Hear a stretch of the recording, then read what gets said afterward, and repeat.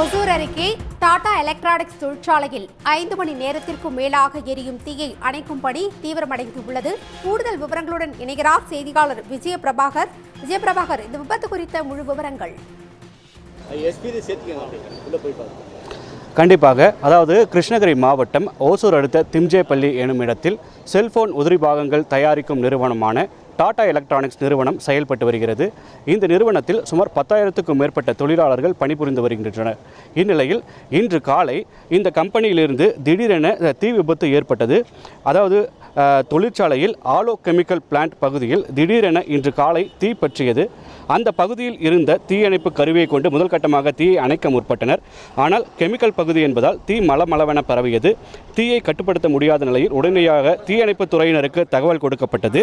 தகவல் அறிந்து தென்கனிக்கோட்டை, ராயக்கோட்டை, ஓசூர், கிருஷ்ணகிரி மற்றும் தருமபுரி ஆகிய பகுதிகளில் இருந்து 10க்கும் மேற்பட்ட தீயணைப்பு வாகனங்கள் தண்ணீரை பீச்சி அடித்து தீயை போராடி கட்டுக்குள் கொண்டு வந்தனர். இந்த தீயானது கெமிக்கல் பிளான்ட்டில் ஏற்பட்டுள்ளதால் கரும் புகையுடன் அந்த பகுதி முழுவதும் புகை மண்டலமாக காட்சியளித்தது. உடனடியாக தொழிற்சாலையில் இருந்த தொழிலாளர்கள் அனைவரையும் போலீசார் அப்புறப்படுத்தினர். மேலும் மின்சாரத்துறையினர் முன்னெச்சரிக்கை நடவடிக்கையாக மின்சாரத்தையும் துண்டித்துள்ளனர். காலையில் இந்த சம்பவம் நடந்ததால் அதிர்ஷ்டவசமாக உயிர் சேதம் ஏதும் ஏற்படவில்லை. மேலும் இந்த விபத்தின் காரணமாக உள்ளே பணியில் இருந்த தொழிலாளர்கள் 4 பேருக்கு மூச்சு திணறலும் ஏற்பட்டது. இதையடுத்து உடனடியாக அவர்கள் ஆம்புலன்ஸ் மூலம் ஓசூரில் உள்ள காவேரி மருத்துவமனைக்கு கொண்டு செல்லப்பட்டு அங்கு அவர்களுக்கு சிகிச்சை அளிக்கப்பட்டு வருகிறது. மருத்துவமனையில் அனுமதிக்கப்பட்ட தொழிலாளர்களை கிருஷ்ணகிரி மாவட்ட ஆட்சியர் திருமதி சரையோ அவர்கள் நேரில் பார்வையிட்டு அவர்களுக்கு தேவையான மருத்துவ உதவிகளை செய்து கொடுக்க உத்தரவிட்டுள்ளார்.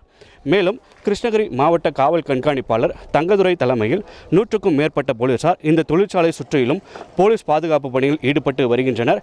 இந்த தீ விபத்தின் காரணமாக இன்று ஒரு நாள் டாடா எலக்ட்ரானிக்ஸ் தொழிற்சாலைக்கு விடுமுறையானது அறிவிக்கப்பட்டுள்ளது.